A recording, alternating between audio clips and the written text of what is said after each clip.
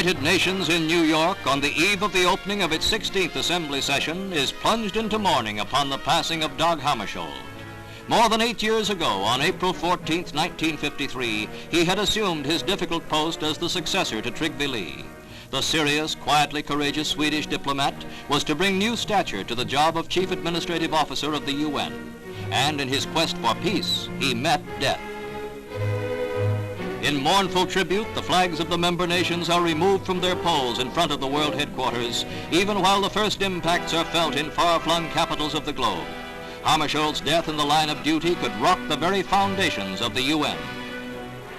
A lone UN banner flies at half-staff as saddened colleagues gather at a news conference to make the official announcement of the Secretary General's death in the wilds of Central Africa.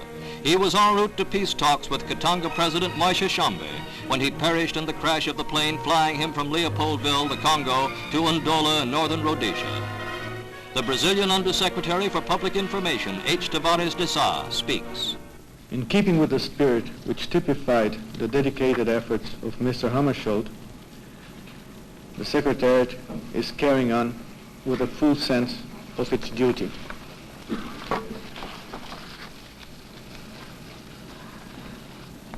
May I add that I am sure I interpret the feeling of all my colleagues and all our fellow workers in this House and wherever the United Nations is at work in the cause of peace, to say that this is a tragic loss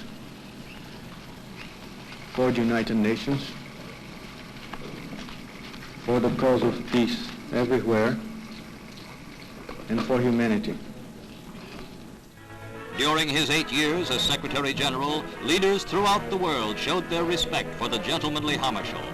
Here, President Eisenhower.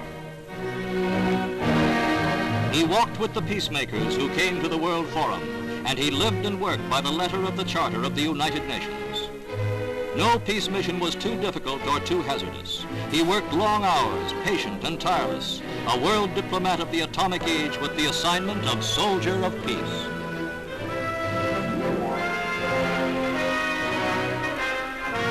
His personal mission to bring peace in the Congo was his last UN service.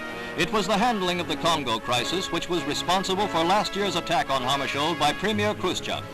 On hand in person at a riotous session, Khrushchev demanded his replacement by a troika, a three-man board made up of one communist, one Westerner, and one neutral, each with a veto. Ignoring a red desk-pounding exhibition, Hammarskjöld refused to resign, dramatically announcing his intention of remaining in office for his full term. I shall remain in my post during the term of office. It is very easy to resign. It is not so easy to stay on. It is very easy to bow to the wish of a big power. It is another matter to resist.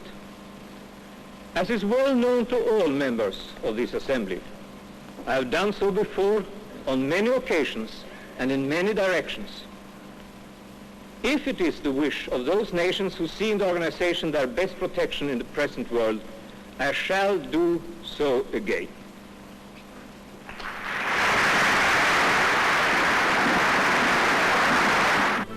Thus, he continued to serve until death came at 56, while he sought life for a darkened world.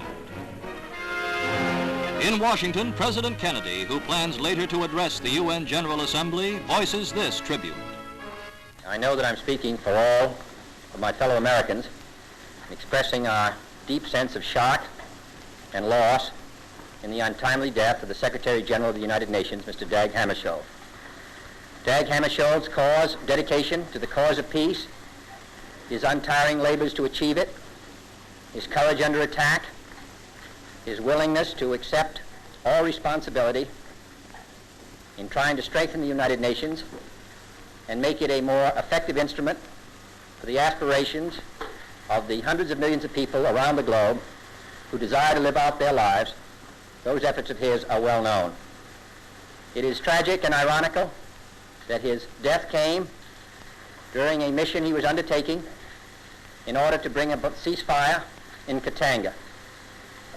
I am hopeful that the members of the United Nations, recognizing his untiring labors, will attempt in the coming sessions and in the years to come to try to build the United Nations into the effective instrument for peace, which was Dag Hammarskjöld's great ambition.